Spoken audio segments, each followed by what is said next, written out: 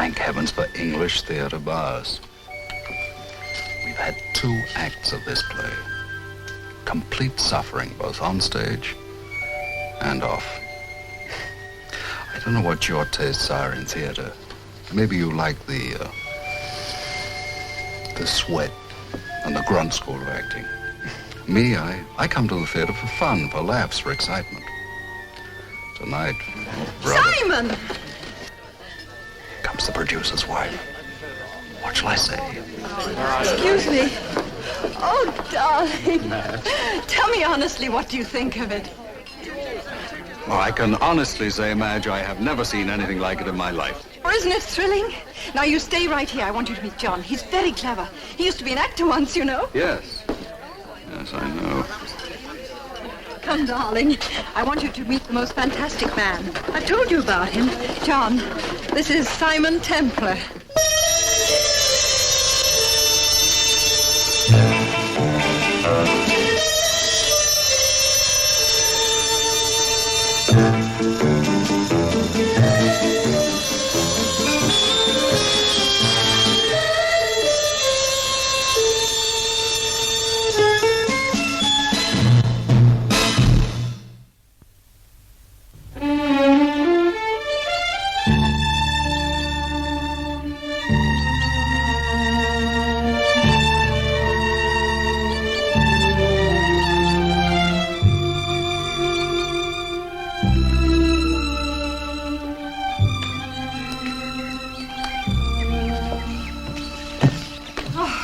Isn't it heavenly? Yes. Darling, don't brood. What else can I do? The tasteless stupidity of the press and the public. Perfectly beautiful play, and I have to take it off in 3 days. All that money just gone. There'll be other plays. Should we have drinks out here? All right. A bit chilly out of the sun. Let's pull it forward. All right. There you are. How's that? That's fine. You know, I'll simply have to get up to London tomorrow and try and solve our domestic problems. Running this house without any help is absolute madness. No, I like it like this. Just the 2 of us. Oh, darling, how sweet. But it's not very practical. Hey, you're cold. No, I'm fine, really. No, I'll get you a sweater. Thank you.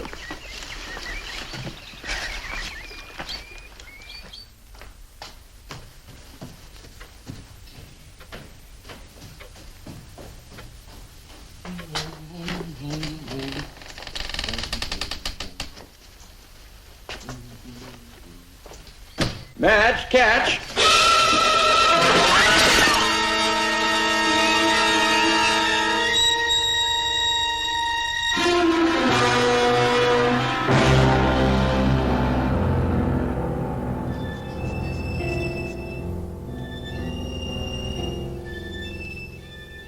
You're doing splendidly, Mrs. Claren. Now, next week you can start getting up for a few minutes each day. Oh, isn't that rushing things a little, Doctor? Not at all. No, it's high time she was getting some exercise. Incidentally, have you met your new neighbor yet? No? Who? Adrian Halbert. Oh, yes, she moved into Rose Cottage next door a few days after your accident. I forgot to tell you. Oh, really? What's she like? Oh, she's a very attractive girl. Wouldn't you say, Mr. Claren? I wouldn't know. I've only seen her from a distance. I'll see you soon, Mrs. Claren. Thank you, Doctor. Goodbye. Bye.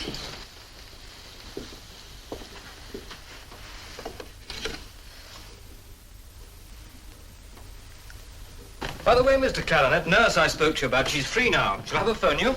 Oh, thank you all the same. I've got a housekeeper arriving tomorrow.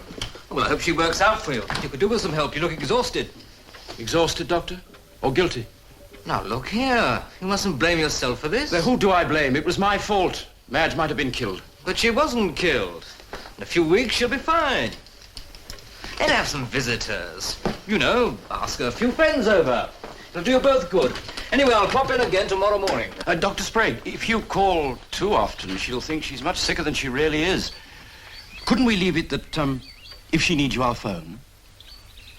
Well, if you'd prefer it that way. Well, you said yourself she's going along splendidly. Yes, so she is. Well, but if on the other- least thing goes wrong, I'll call you immediately. And thank you very much for what you've done already. We both appreciate it. Oh, not at all. But you will call me if I can be of help. Of course, Doctor. Goodbye. Goodbye.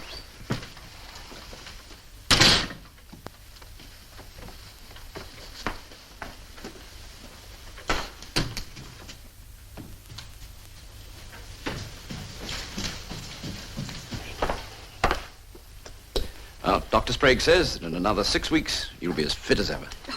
It's the best day yet. No pain at all. I feel so terribly responsible. Oh, it was an accident. You know it and I know it. Sorry. I shouldn't have brought it up. I've got an idea. Couldn't we have Margaret and Frank in for drinks? Darling, I won't let you rush things. Dr. Sprague said no visitors for another 2 weeks. Oh, I suppose you're right. But I can have a telephone here, can't I? I phoned the post office again yesterday. And? Yes, sir. We have your order in hand, sir. We will install an upstairs extension as soon as possible, sir. They said that 2 weeks ago. There's bureaucracy for you. Anyway, maybe they'll come tomorrow.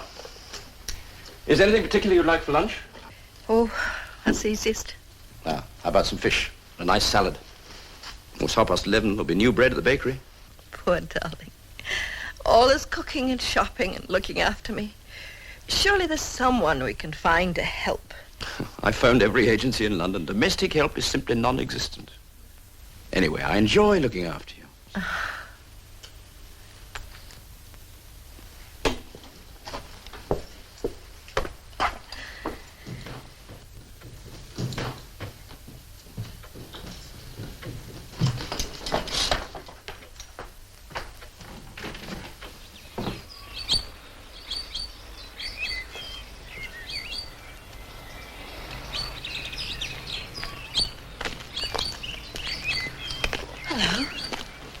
Good morning, Adrian. Pretty?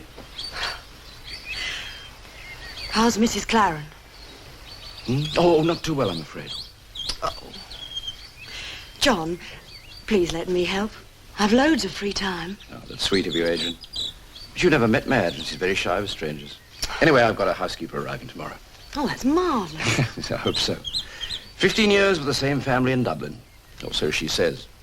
Claims she's used to invalids and loves to cook. As Irish as they make them. There you are, Mrs. Jafferty. 2 pounds of stewing beef. Shall I put it on the bill? If you please, Mr. Smith. Clarence, 8 shillings stewing beef. Well, Mrs. Jafferty, now you've been in Cookham a week, do you think you're going to like it here? Oh, it's as pretty a town as you could ask for, Mr. Smith. And the Clarens are such fine people. You give them my regards, won't you? Indeed I will, Mr. Smith. Oh, Mrs. Jafferty, I wonder if you'd do me a favour. I've got an order here for Miss Halbert of Rose Cottage. She lives right next door to you. My boy's out and I've promised her for lunch. I wonder if you'd just drop it off for me. Sure, and I'll be delighted, Mr. Smith. That's very good of you. You're welcome, Mr. Smith. Come on in. Thank you.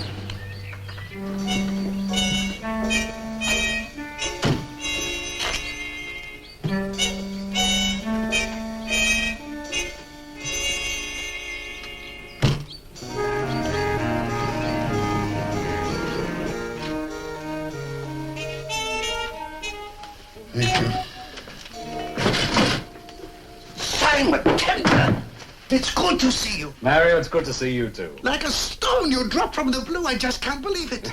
My entire establishment is yours. Anything you wish. Oh, that's just as well because my bags are in the car outside. Don't worry, we'll have them brought in.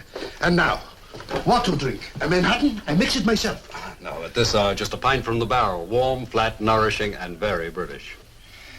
And what brings you to Cookham? An adventure? A criminal? No, after a month in Paris, I suddenly had a crazy bolt of nostalgia for the sight of your ugly puss. Simon, this is me, Mario, remember? You can be honest with me, no? Why not? Can you keep a secret? It is like telling a dead man. I'm looking for a woman. Uh-huh. 38, 24, 36. Bellissima. Well, that's only a head.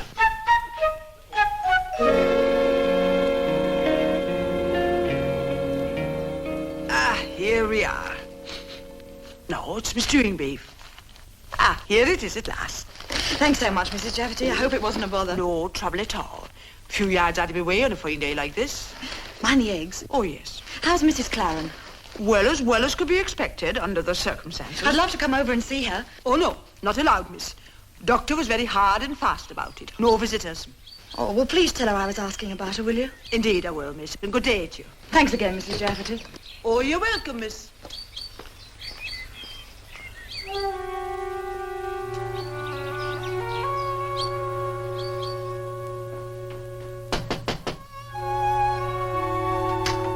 Mrs. Jafferty?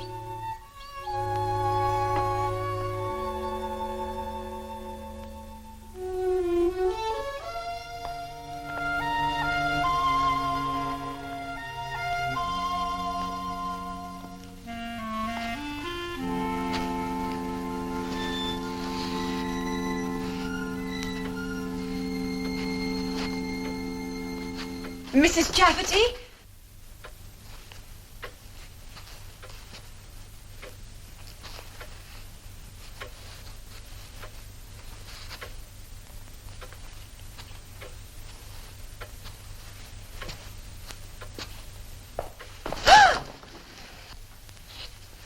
Hello, Adrian. You scared the life out of me. I'm sorry.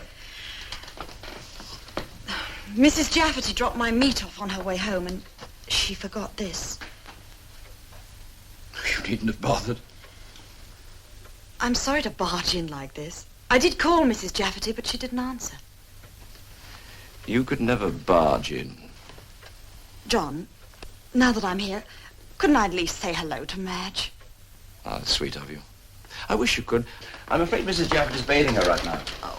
Well, you know what housekeepers are. What they say goes. Otherwise, they go. Then where are you?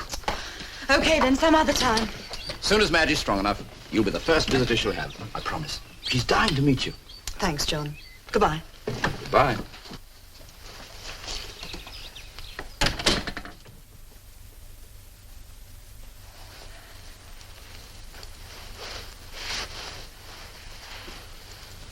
Who's that? Oh, just some deliveries. I ordered some champagne for you. Oh, thank you, darling. Oh, incidentally, Madge, I have a few bills to pay. I'll give you a check. Thanks. How much do you want? Oh, well, Taylor's bill this month, they'll make it 300. Isn't that rather... What? Well, go ahead. Go ahead, Madge, say it. You think it's too much, don't you? No, darling, not at all. You've every right, of course, since it is your money. Oh, John, that's cruel. Oh, the truth has a way of being cruel, hasn't it? And the truth is that you pay for everything in this house. The food, the drink, the car, even my clothes. Well, it gets a little wearing after a time. A man doesn't particularly enjoy living off a woman. Is that how you classify me? I thought I was your wife. Madge, darling, I'm sorry. I didn't mean it. I think you did. No. It's just that sometimes I feel... I don't know. I've never bought you anything, really. Just a few flowers and chocolates. You buy your own furs, jewelry. You even paid for your own engagement ring. John, why does it have to matter so much to you? Why can't you just accept it? Why do you have to think of it as my money? It's our money. This isn't my house. It's our home. Yeah, of course it is. I'm sorry, darling. Let's forget it. All right. John, tell me something. What? Are you happy? With me, I mean. What sort of question's that? Are you? Of course. I love you. You don't say it very often. Well, Oh, does it embarrass you? a little perhaps. Darling, once in a while, tell me. I love you, Madge. very much.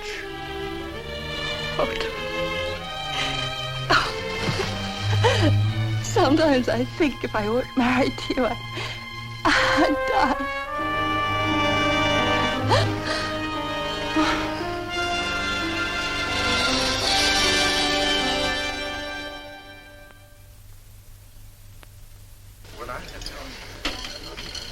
There it is, a custom-built Manhattan. Thank you, Mario. Simon, we are friends, no? We are friends, yes. Cheers. It's just that sometimes I do not feel I know you at all. I'm not very complicated, Mario. Like all men, I am searching for personal fulfillment. I won't accept mine by proxy, that's all. I do not understand. Well, it's very simple. I don't like being a cog in the machine. Being one of the millions of ants that devour the dragon is all very noble. But it's not half as much fun as being St. George, is it? With the sword in the hand and the foot on the neck of the dragon, eh? And an arm around the fair maiden. Sound cockeyed? No, not with that addition.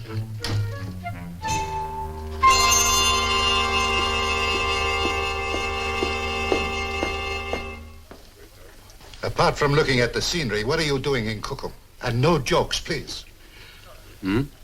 What are you doing in Cookham? What do you know about a man named John Clarence? Quite recently, his wife had a serious accident. She nearly died. Well, his other wives had accidents, too. They did die. He has been married before. Twice.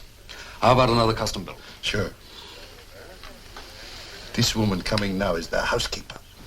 Oh, what's her name? Mrs. Jafferty. Mrs. Jafferty? Yes? How is Mrs. Clarence? Oh, would you be knowing her? Why, yes, you might say I'm a sort of friend of the family. I even knew the former Mrs. Clarence. Oh, would that be the American lady? Yes, Grace Selden. I was once engaged to her sister. Well, you know, fancy that. You might tell them I was asking. I will indeed, sir, if you'll be telling me your name. This is Mr. Simon Templar, Mrs. Jafferty. Oh, pleased to meet you indeed. Sure, I'll be telling Mr. Clarence you were asking. Goodbye, Mrs. Jafferty. Goodbye now. Simon, you are perhaps incognito. Did I do wrong to mention your name? No, of course not, Mario. Another Manhattan. Or do you feel like some dinner? Mr. Templar is having dinner with me. I am. Well, aren't you? Yes. Yes, if Mario will excuse me. Excuse you. I congratulate you. I will bring the menu. That won't be necessary, Mario. We're dining at my home. Bring us 2 Manhattans on me. The lady's spoken, Mario. You issue orders like a general. You want to argue? Not with the general as pretty as you. However, sometimes I ask questions. Sometimes I answer. What's your name? Adrian Halberd. We've met before? You don't remember? Oh, yes, of course. It was Paris in the spring. Central Park in the rain. Calgary in the Chinook. Now you're guessing. Well, how about you're a special investigator for the Majestic Insurance Company? And you're in Cookham for exactly the same reasons I am. To prevent John Clarence from murdering his third wife.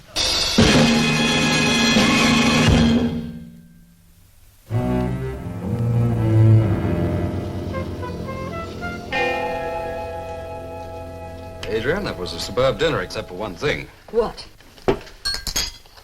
You. You shattered my faith. In what? Well, in evolution. You're beautiful, you're gay, you're amusing. Oh, you're a superb cook. But you're an insurance investigator. Insurance companies found out years ago that investigators could do a lot more if they didn't look like investigators. That's true. Now, supposing we compare notes on John Clarence. All right. What do you know? Well, he went to a good school, where he never got into any trouble. And then he became an actor. Then he married and went to live in Australia. Well, the first Mrs. Clarence fell from the 10th floor of a Brisbane hotel. John collected £50,000 of insurance and then came back to England. Mm-hmm. And then he got mixed up in the theatre again. He produced a few plays in London. All of them flopped. He was virtually bankrupt when he married American heiress Grace Selden. Yes, I knew her. What was she like? Like most pretty girls. Selfish, petulant, spoiled, but charming. Anyway, they moved to New York, and 6 months later, Grace was electrocuted. This time there was no insurance. But John did inherit $250,000, very enterprising. Very. Then he came back to England? Yes, and the same thing started all over again. More plays that flopped. I saw his last one. The day after he married Madge, John insured her life for £70,000. And a few weeks ago, she was almost killed. That's why I'm in Cookham. Adrian. You know, there's just one thing wrong with this. I thought you would have spotted it. What? Well, up to now, Claren has always worked alone. Don't you think it's pretty stupid of him to clutter up this operation with Mrs. Jafferty? Aren't you going to bed? No, not yet. No, I've got some work to do on the new play. Gilbert has great talent. He's written a very bad third act. You'll fix it, darling. I hope so. It'll be a tremendous success. And you'll be the most famous producer in London. Yes, we said that about the last one. Oh, this one's different. You think so? I know it. Anything else you want? No, thanks. Good night, sweet.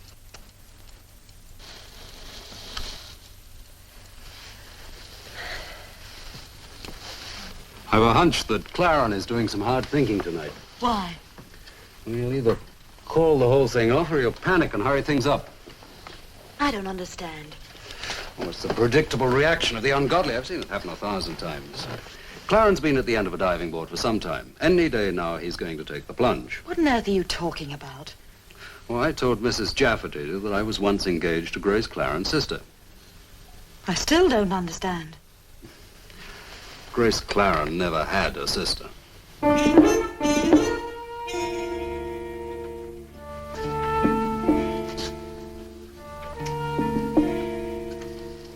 Leave Cookham. 10:30. Arrive Maidenhead. 10:43.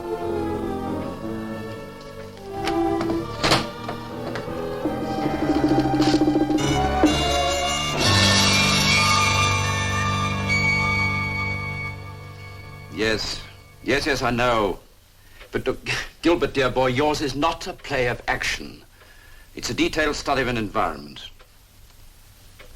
Yes. Anyway, I think I've licked our problem in the third act, and I'd like to talk to you. Can you have dinner tonight at my club? Right, should we say 7 o'clock? Fine. I'll look forward to seeing you. Right, goodbye.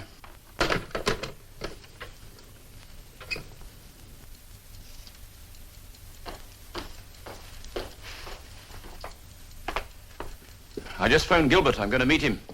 He'll see things my way now. I'm sure he will. What train are you catching? 3 o'clock, if that's all right with you. Of course. I'm meeting Gilbert at the club at 7, so I'll catch the 8:55 back. I'll leave your supper all ready for you before I go. What would you like? Oh, whatever's easiest. Well, how about a nice lamb stew? You won't have time to cook it. Of course I will. It's only 10 o'clock. I'll go down to the village and get the meat right away. Oh, John, don't take so much trouble. It's no trouble.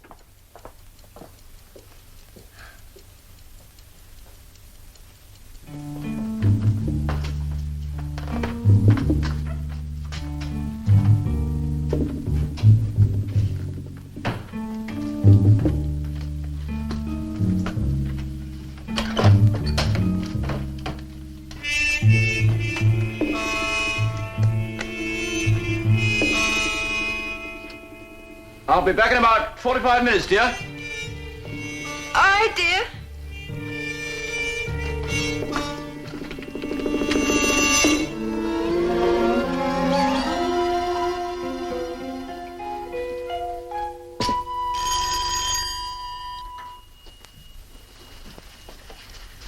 You were quick.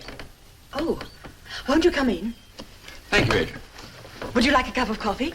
No, thanks. Afraid I haven't got the time. I've got to catch the 10:30 train to London. How's Madge? Oh, she's better today. That's why I came round. This is the first time I've left Mrs. Jafferty alone with her, so I took the liberty of telling her that if she needed anything, to call on you. Okay, I'll pop over after breakfast. No, I wouldn't do that. She's very independent. No, just leave them alone together unless Mrs. Jafferty telephones. Okay. Thank you, Adrian. I'm very grateful. Well, I haven't really done anything yet. Oh, Oh, you two have met, haven't you? yes. Hello, Claren. How are you? Fine. Well, I must fly. Am I interrupting something? No. Just I've got to catch the 10:30 train to London. Well, let me drop you at the station. Sure it's not too much trouble? No trouble at all. Keep the coffee hot. Goodbye, Adrian. Thank you. Goodbye.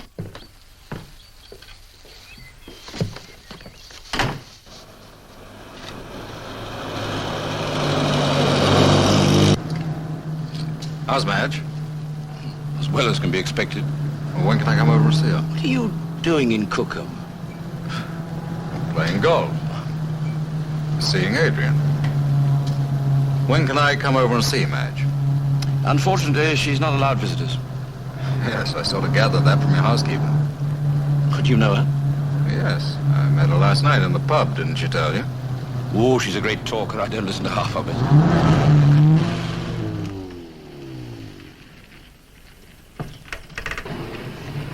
Well, thank you for the lift, Mr. Templar. You're welcome. Going to stay in town all day? No, I'm catching the 8:55 back. Have fun. Thank you. Good morning. Good morning, sir. Thank you.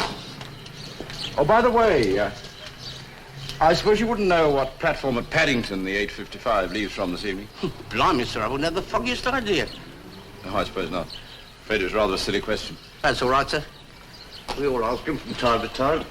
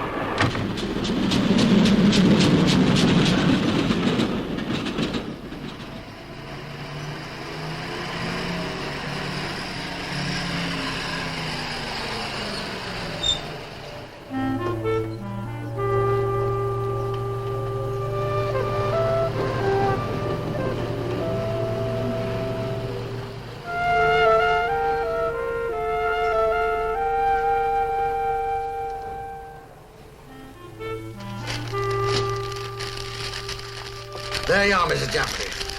£1 of stew in that. You sure that'll be enough for 3 people? Oh, it's only for me and Mrs. Claren. Himself's gone up to London. Good day to you, Mr. Smith. Good day, Mrs. Jafferty.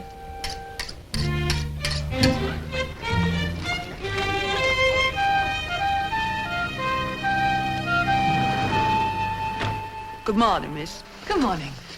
Would you be having a tin of that poison they use for rats? The brown stuff that looks like shoe polish. Do you know what I mean? Yes, we have some of it. Would you like a 4-ounce or a 10-ounce tin? 4 ounces will be doing me nicely. How much is it? 3 and 6pence. I'll get you to sign the poison book.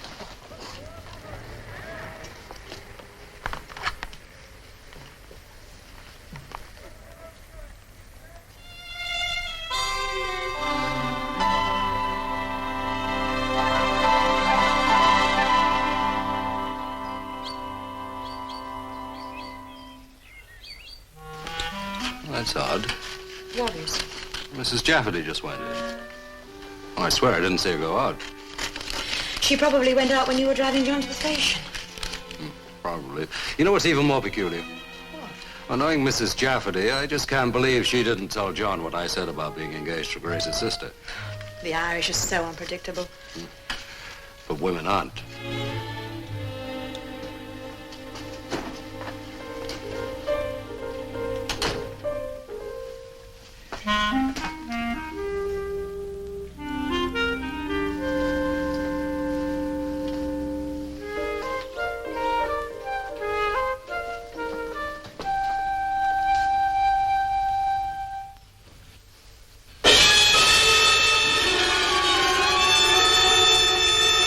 I'm back, Madge.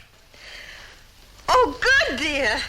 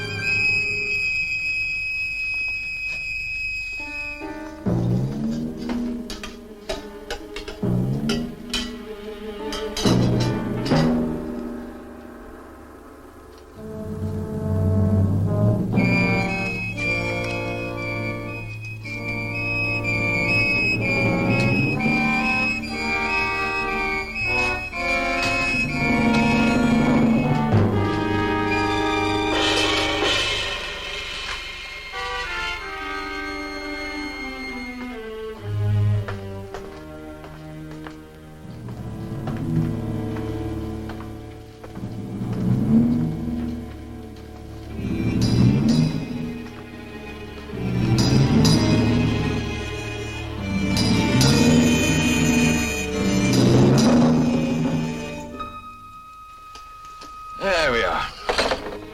You didn't really make me a stew, did you? Of course I did. Now, all you got to do is light this at 6:45. It'll be piping hot by 7. Now, let's see. Magazines, television. What about cigarettes? Oh, got plenty. Anything else you want? Only if you're to hurry back.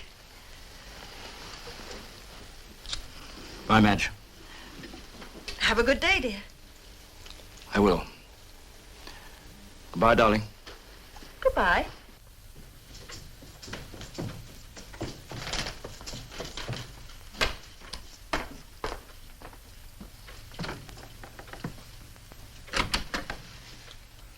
I'll be back by 10, dear. All right, darling. Bye. Bye, darling.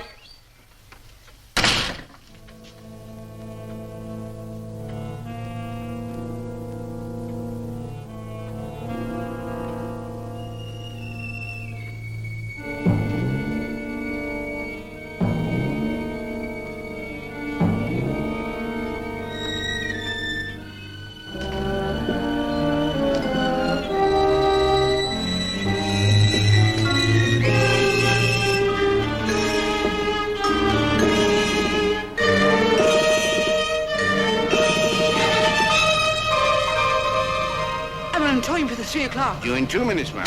Oh, dear, oh, dear. It's so upset I am. I hardly know what I'm doing. It's my sister, you see. She's been taken ill and not a soul to look after her. Oh, dear. Oh, is this This side, madam, yes.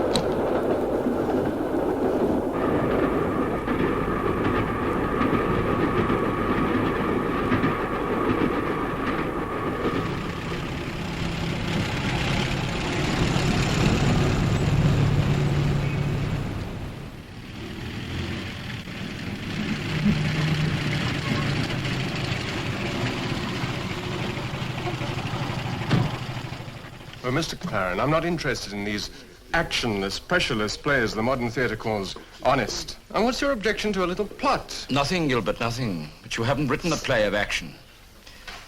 What do you make the time? 6:45. Go on, Gilbert, you were saying.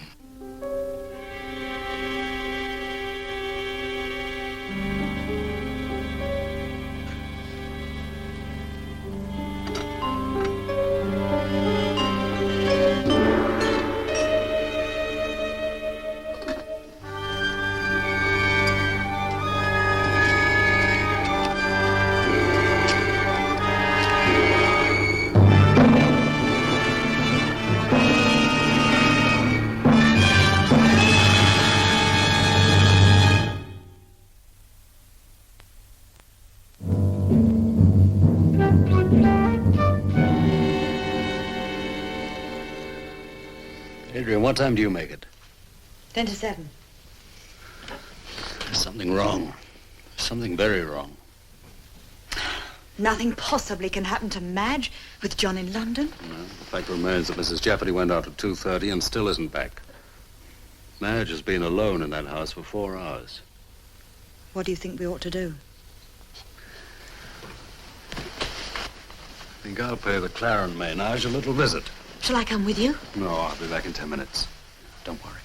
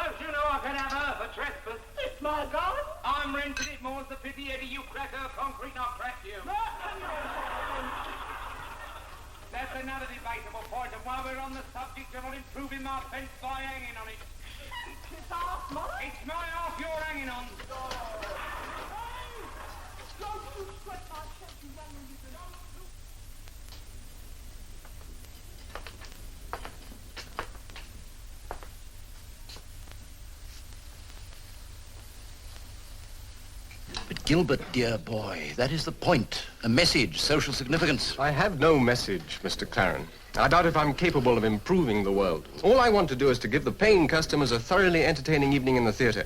And if you take that attitude, you might produce a success occasionally instead of a series of dismal flops. Well, that's how you feel? I feel, Mr. Claren, that you are a untalented, overblown professional bore. I have a train to catch at 8:55. Obviously, we've nothing further to discuss. My bill, please.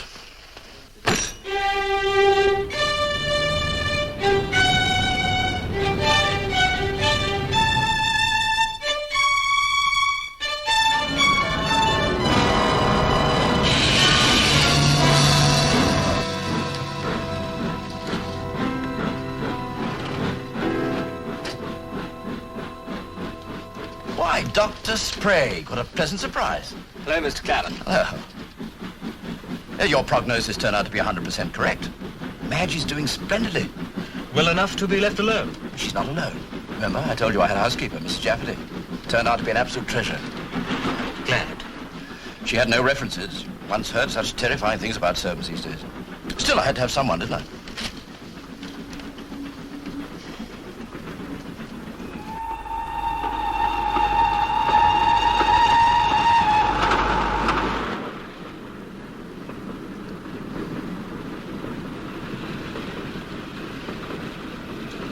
Dr. Sprague, could I ask you a favor? I'm sure you could, Mr. Claren. See, a friend drove me to the station this morning, so I don't have my car with me. I wonder if you could give me a lift home. Well, it's a little out of my way. Oh, only quarter of a mile. I'd appreciate it so much. Oh. All right.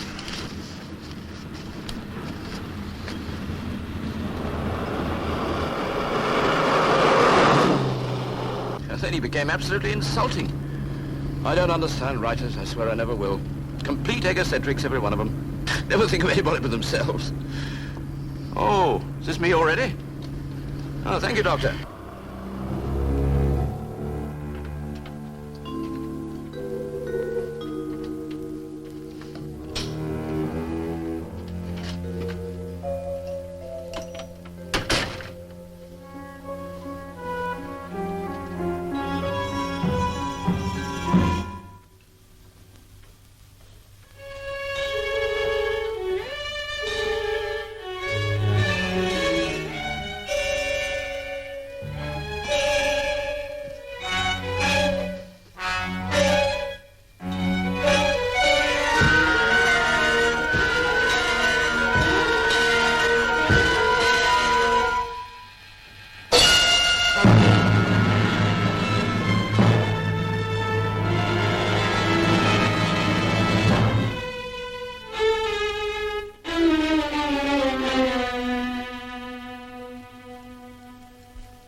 Darling? Madge, dear.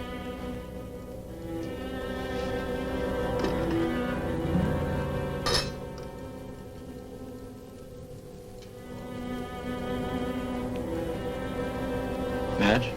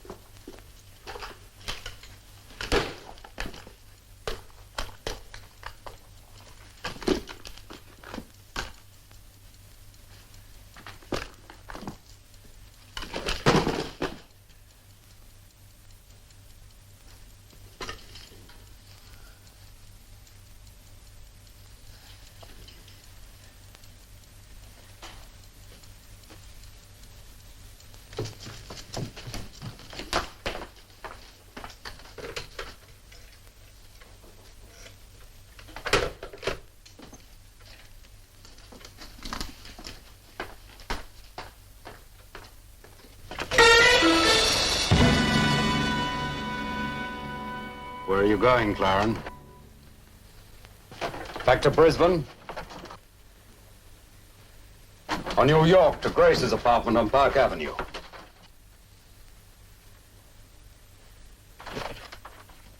It's my wife. She's dead.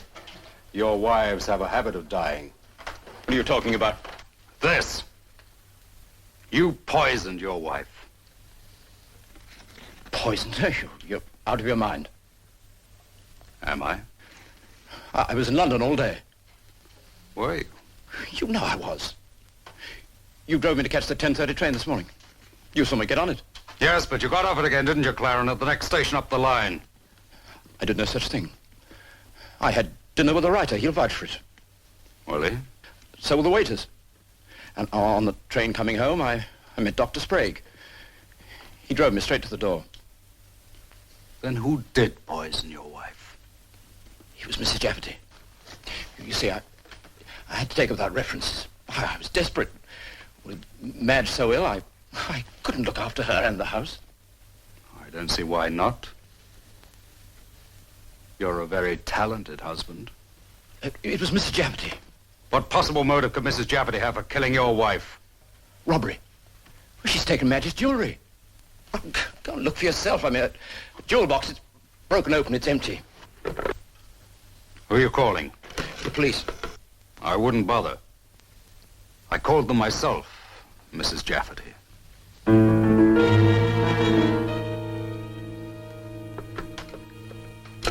What did you call me? Mrs. Jafferty. You know, I have to hand it to you, Claren. It was a beautiful performance. You created an identity that all the tradesmen in the village believed. Then to avoid visitors, you told them Dr. Sprague wouldn't allow it. That way, no one could ask questions about the mythical Mrs. Jafferty.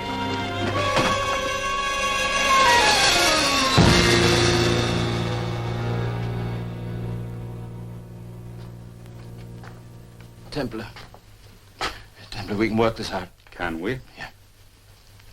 There's a £70,000 insurance policy on Madge's life. I'll collect it in a month. 6 weeks at the most. I'll give you half. £35,000. All right, I'll make it 40. And all the jewelry here, take it. I'm not interested in the jewelry or the money. All I want to see is you get what's coming to you, Claren. How about the first Mrs. Claren, the one that fell from the hotel window? You pushed her. Yes. And Grace Selden in New York. Yes. And now Madge. Yes, yes. Adrian? Did you get that? Every word.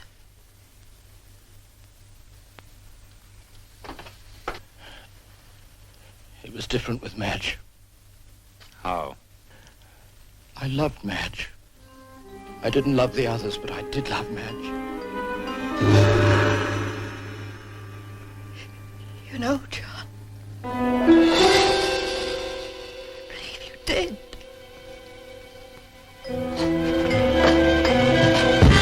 Just a minute, sir. Thank you for getting here so quickly, Inspector. You probably didn't hear too much of that, but Miss Halbert has a verbatim transcript. John, why? What did I do wrong?